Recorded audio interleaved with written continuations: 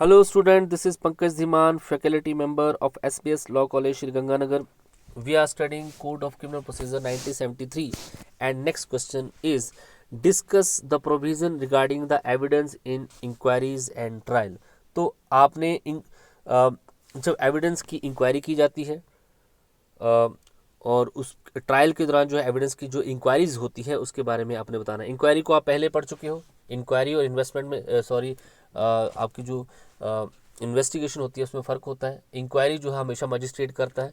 जो भी evidence judicial proceeding की जो इंक्वायरी होती है, जो भी एविडेंस कोर्ट में प्रोड्यूस किए जाते हैं ड्यूरिंग द जुडिशियल प्रोसीडिंग, इनकी इंक्वायरी मजिस्ट्रेट करता है और इन्वेस्टिगेशन हमेशा पुलिस ऑफिसर करता है। तो जो भी एविडेंस कोर्ट में प्रोड्यूस किए गए हैं उनकी इंक्वायरी जो है मजिस्ट्रेट या जज कैसे करता है उसका प्रोविज़न जो है section 272 to section 299 of the code of criminal procedure यहाँ पे बता रखा है।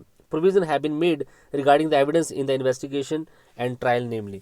तो जो भी एविडेंस लिए गए हैं उनकी इंक्वायरी कैसे की जाती है, इसके प्रोविज़न जो है सेक्शन 272 से 299 तक जो है यहाँ पे बता रखे हैं। देखिए, to be written in the court language, जो भी एविडेंस कोर्ट में प्रोड्यूस किया जाएगा वो कोर्ट की लैंग्वेज में प्रोड्यूस किया जाएगा। ठीक है जी, ये पहली बात यहाँ पे आपको ध्यान में रखनी है। Every evidence in the inquiry and trial shall be written in the language of the court. जितने भी एविडेंस वहाँ पे प्रोड्यूस किए गए हैं उसकी जो इंक्वायरी है उससे रिलेटेड जो है सारे जो है उसको कोर्ट की लैंग्वेज में लिखा जाएगा। जो भी इंक्वायरी होती है एविडेंस की वो कोर्ट की ऑफिशियल लैंग्वेज में लिखा जाएगा। The language for the court other than the high court will be determined by the state government. High court के अलावा डिस्ट्रिक्ट कोर्ट तक या सेशन कोर्ट की लैंग्वेज क्या होगी ये स्टेट गवर्नमेंट डिसाइड कर सकती है सेक्शन 272 के अंडर। तो कोर्ट की लैंग्वेज में जो है इंक्वायरी किसी एविडेंस की जो इंक्वायरी हुई है वो सारी चीज़ें जो है रिटर्न में लिखी जाएंगी, कोर्ट के लैंग्वेज में लिखी जाएंगी। Second, to be taken in the presence of the accused. जो भी एविडेंस लिए गए हैं वो एविडेंस जो है उस अक्यूज की प्रेजेंस में लिए जाएंगे। The evidence shall B taken in the presence of the pleader. अगर वहाँ पे वो अक्यूज नहीं है तो जो उसका प्लीडर होगा, जो उसका वकील होगा, उसकी प्रेजेंस में लिए जाएंगे। If the evidence is to be taken in the case of rape of women under the age of 18 year then it will not be taken before the accused. अगर कोई एविडेंस जो है वहाँ पे ऐसी वुमेन का लिया जा रहा है जिसका रेप हुआ है वो 18 साल से कम है तो फिर अक्यूज के सामने जो है वो वहाँ पे एविडेंस नहीं लिए जाएंगे। But the right of the cross examination accused will kept in the view. लेकिन उसको क्रॉस एग्जामिनेशन का मौका उस बाद में जरूर मिलेगा सेक्शन 273 के अंडर। ये बहुत इंपॉर्टेंट बात है। State of Maharashtra versus doctor Prafulla V Desai AR 2003 supreme court का केस है कि ये जरूरी नहीं है कि अक्यूज की प्रेजेंस कोर्ट में हो, फिजिकल प्रेजेंस कोर्ट में हो। उसका जो प्लीडर होगा वो कोर्ट में प्रेजेंट रह के उसके बिहाफ पे कोई भी जो है स्टेटमेंट को वो रिकॉर्ड करा सकता है। अक्यूज की प्रेजेंस जो है वहाँ पे इंपॉर्टेंट नहीं है, प्लीडर भी वहाँ पे आ सकता है। Record in summon cases. अब रिकॉर्ड कैसे होगा? In summon cases and inquiries a memorandum of summary of evidence will be prepared by the court which will be in the language of the court. तो summon cases में जो भी record होंगे उनका memorandum summary जो है बनाया जाएगा कोर्ट के थ्रू, कोर्ट की लैंग्वेज में बनाया जाएगा। If the magistrate is unable to prepare the memorandum, अगर मैजिस्ट्रेट जो है वहाँ पे मेमोरेंडम वो पूरा जो है उस केस को वो राइटिंग में नहीं लिख पाता है, he can cause such memorandum to the prepared by writing by himself और speaking in the open court. या तो वो उसको उस मेमोरेंडम को बनाएगा या फिर वो ओपन कोर्ट में उसको बता देगा। Recording the reason for is inability, और अपना रीज़न भी बता सकता है कि क्यों जो है वो इसको जो है इसका मेमोरेंडम जो है नहीं बना पा रहा। पूरे समन केस का जो है मेमोरेंडम पूरा जो खाका जो है क्यों नहीं बना पा रहा। The memorandum shall be sign by the magistrate which shall form the part of the record. और उस मेमोरेंडम पे फिर जो है साइन कर, अगर वो बनाया जाता है मेमोरेंडम तो उस पे उसके साइन कर दिए जाएंगे और वो रिकॉर्ड में उसको रिकॉर्ड का पार्ट वहाँ पे माना जाएगा। अब record in the warrant cases, जो वारंट केसेस का सभी एविडेंस का जो रिकॉर्ड होगा वो मैजिस्ट्रेट या तो खुद बनाएगा, but if he is physically और any other reason incapable, physically वो इनकेपेबल है अगर वो मैजिस्ट्रेट उस वारंट केस का एविडेंस का पूरा रिकॉर्ड बनाने के लिए, तो he shall cause such evidence to be recorded in writing by an officer of the court. तो वो सारा जो रिकॉर्ड होगा उस एविडेंस का जो है वारंट केसेस में वो कोर्ट का कोई ऑफिसर जो उसके लिए स्पेशल अपॉइंट किया गया हो उसकी डायरेक्शन और सुपरिटेंडेंस में वो बनाएगा। तो मजिस्ट्रेट की डायरेक्शन सुपरिटेंडेंट में मजिस्ट्रेट के अलावा कोई भी ऑफिसर ऑफ द कोर्ट जो है उस रिकॉर्ड को जो है उस एविडेंस के रिकॉर्ड को राइटिंग में लिखेगा। Ordinary such evidence shall be written in the form of an account, but if the magistrate think fit, it may be question and answer form. तो ये अकाउंट की फॉर्म में होता है, ये क्वेश्चन आंसर की फॉर्म में भी वहाँ पे हो सकता है. Memorandum evidence shall be signed by the magistrate. और जो भी मेमोरेंडम वहाँ पे रेडी किया जाता है, मेमोरेंडम क्या है, जब भी आप किसी एविडेंस का रिकॉर्ड या तो मैजिस्ट्रेट खुद बनाता है या फिर उसको किसी कोर्ट के ऑफिसर के थ्रू बनाता है, और ये रिकॉर्ड जो है डायरेक्शन सुपरिटेंडेंस किसकी होती है, मैजिस्ट्रेट की होती है. तो उस डॉक्यूमेंट को, उस रिकॉर्ड को हम मेमोरेंडम ऑफ एविडेंस जो है बोलते हैं वहाँ. देखिए अब आपके पास क्या है यहाँ पे, record in the session court. तो रिकॉर्ड सेशन कोर्ट जो है एविडेंस का रिकॉर्ड कैसे रखेगी. देखिए evidence of witness in the trial of session court cases to be recorded by the presiding officer. तो जो प्रिजाइडिंग ऑफिसर है, जो वहाँ पे जो मजिस्ट्रेट है, जो जज है, वो रखेगा. Spoken by him in open court, वो उसको ओपन कोर्ट में बोलेगा भी, एक्सप्लेन भी करेगा. Shall be written by the officer of the court, और वो सारी चीज़ें जो है ऑफिसर ऑफ द कोर्ट के थ्रू जो है, जो जिसके लिए वो अपॉइंट कर रखा है, वो उसको राइटिंग में भी लिखेगा. और सुपरविजन किसकी होगी, मजिस्ट्रेट की सुपरविजन वहाँ पे होगी. तो सेशन कोर्ट में अगर किसी एविडेंस को रिकॉर्ड किया जाता है तो वो रिकॉर्ड किया जाएगा इन the presence of presiding officer. Open court में वो उसको बोलेगा भी, और साथ में उसको राइटिंग में भी रिड्यूस कराएगा bye the officer of the court under the direction superintendence of the जज मजिस्ट्रेट. सच एविडेंस में B taken in the narrative form और क्वेश्चन एंड आंसर फॉर्म. तो ये नरेटिव फॉर्म में भी हो सकता है, क्वेश्चन आंसर फॉर्म में भी हो सकता है ये पूरा मेमोरेंडम. तो आपने जो है समन केसेस में, और आपके पास दूसरा वारंट केसेस में और सेशन कोर्ट के ट्रायल में एविडेंस का रिकॉर्ड कैसे मजिस्ट्रेट और उसके पब्लिक ऑफिसर रखते हैं वो आपने यहाँ पे देखा, कोर्ट ऑफिसर रखते हैं वो देखा आपने. Language of the record of the evidence.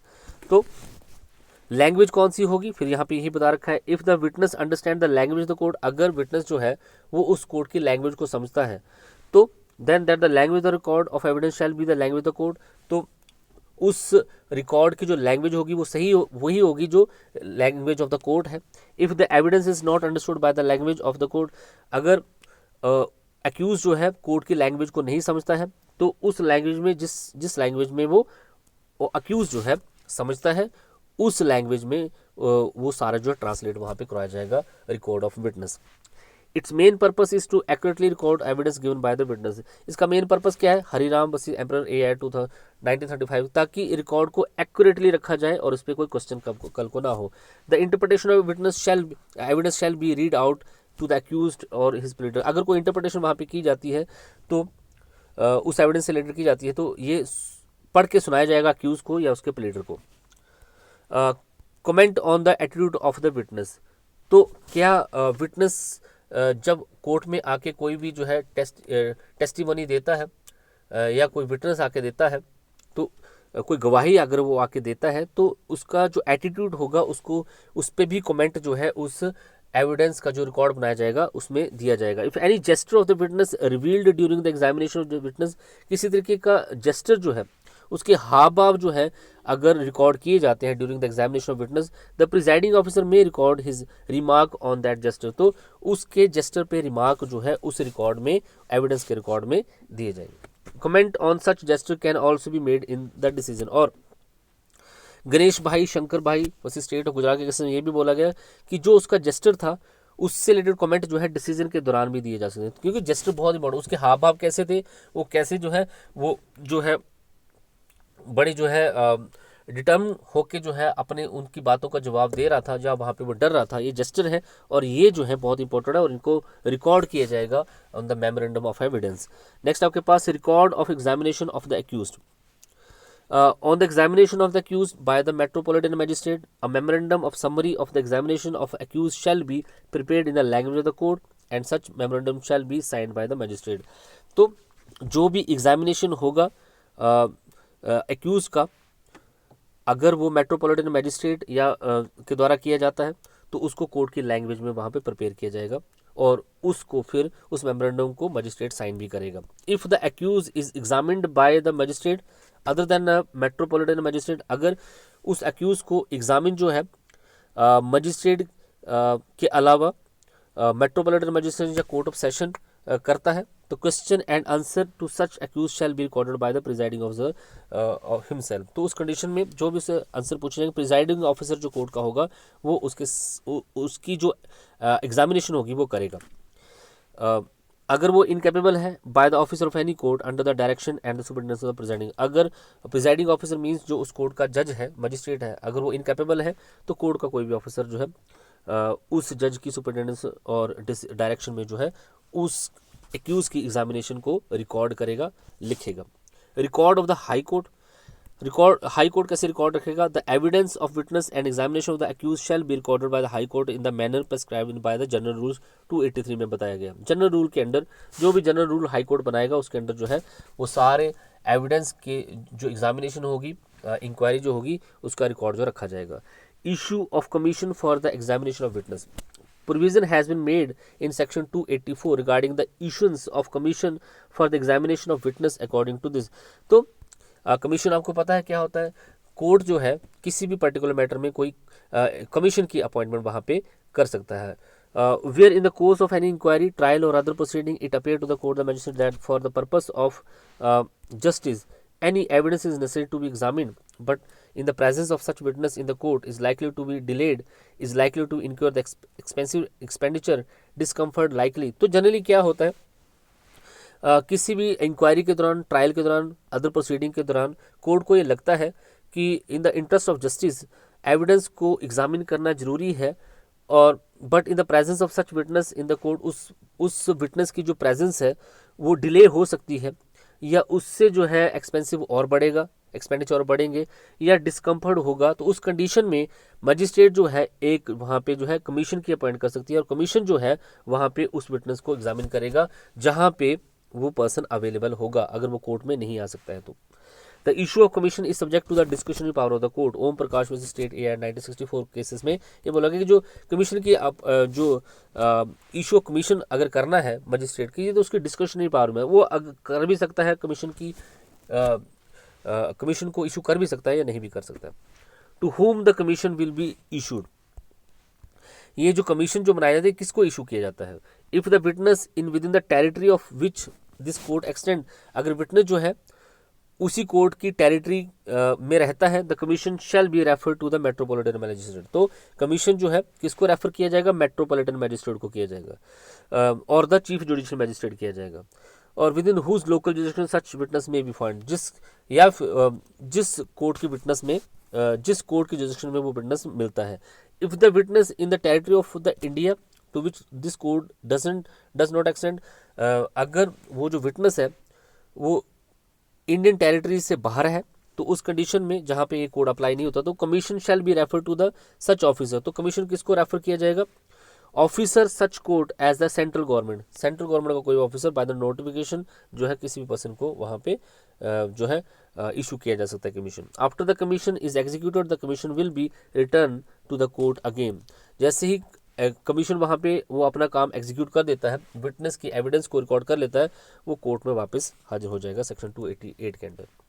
Who will not be required to be called for a witness, किसको जो है यहाँ पे बहुत इंपॉर्टेंट बात लिखी है कि किसको जो है एज ए एविडेंस जो कोर्ट में नहीं बुलाया जा सकता है, जिसकी विटनेस कोर्ट में नहीं ली जा सकती, लेकिन उसका जो प्रमाणित डॉक्यूमेंट है उसको ही विटनेस वहाँ पे मान लिया जाता है। तो बड़े सारे गवर्नमेंट ऑफिसर ऐसे होते हैं जिनको फिजिकली जो है कोर्ट में विटनेस देने के लिए नहीं बोला जाता है, उनके द्वारा दी गई रिपोर्ट उस पर्टिकुलर मैटर में, जैसे कोई वहाँ पे लेबोरेटरीज है, लेबोरेटरीज का जो साइंटिस्ट है जो रिपोर्ट वो लिख देगा वही फाइनल मान ली जाएगी, उस साइंटिस्ट को पर्सनली जो है कोर्ट में नहीं बुलाया जाएगा, ये यहाँ पे लिख रखा है। तो सेक्शन 292 एंड 293 जो है मेंशन करता है report in which scientist will be accepted without calling them the evidence. तो ये सारे साइंटिस्ट माने जाएंगे और इनकी जो रिपोर्ट होगी उसको जो है एज ए एविडेंस एक्सेप्ट किया जाएगा। उस साइंटिस्ट की फिजिकल प्रेजेंस जो है कोर्ट में नहीं भी होगी तो काम चल जाएगा। ये जो मिंट ऑफिसर होते हैं, नोट प्रिंटिंग प्रेस ऑफिसर जो होगा, सिक्योरिटी प्रिंटिंग प्रेस ऑफिसर जो होगा, इसके अलावा यहाँ पे है stamp and stationery controller of officer, forensic science laboratory officer जो होते हैं, इनकी रिपोर्ट्स इनफ होती हैं as a witness. Government examiner और state examiner of the document, gazetted officer notified the central government, chemical tester, chief explosive controller, director of fingerprint office, director of Haffkine, director of Bombay, director deputy director of the assistant director of the central और state forensic science laboratory. तो forensic science जो भी होती हैं उनकी report जो है court में वैलिड होती है, उनको नहीं, फॉरेंसिक साइंस एक्सपर्ट को नहीं बुलाया जाता, उनकी रिपोर्ट ही काम कर जाती है। Government serum specialist, any other government science expert जो भी होगा मान लिया जाएगा। अब देखिए ऑब्जेक्ट्स क्या है, इसका ऑब्जेक्ट क्या है, ताकि उस ट्रायल में डिले को अवॉइड किया जा सके, इनकन्वीनियंस को अवॉइड किया जा सके, अवॉइड अननेसेसरी एक्सपेंडिचर जो होता है उसको भी रोका जा सके। और ये उजागर सिंह वर्सेस एम्परर AI 1939 के समय बोला गया कि एक्सपर्ट का जो टाइम है उसको सेव करने के लिए भी ये बहुत इंपॉर्टेंट है। The report of such expert are expected without calling them in evidence. इन सभी एक्सपर्ट, जितने भी एक्सपर्ट हैं, इनकी रिपोर्ट्स इनफ होती हैं एज अ एविडेंस, इनको फिजिकली जो है कोर्ट में नहीं बुलाया जाता। Normally such experts are not required to be called in evidence. इनको जो है कोर्ट में एविडेंस देने के लिए कॉल नहीं किया जाता है। स्टेट ऑफ उड़ीसा वसी कौशल्या देवी AI 1965 के केसेस में ये बोला गया। एग्जाम्पल भी दिया है, if the example of any food item has been sent to the according to the rule. अगर किसी फूड आइटम को जो है रूल के अकॉर्डिंग जो है किसी लेबोरेटरी में दिया गया है और लेबोरेटरी एक्सपर्ट जो उसकी रिपोर्ट देता है वो इनफ है। ठीक है जी, ये चीज़ें सारी यहाँ पे बता रखी हैं। तो थैंक यू सो मच।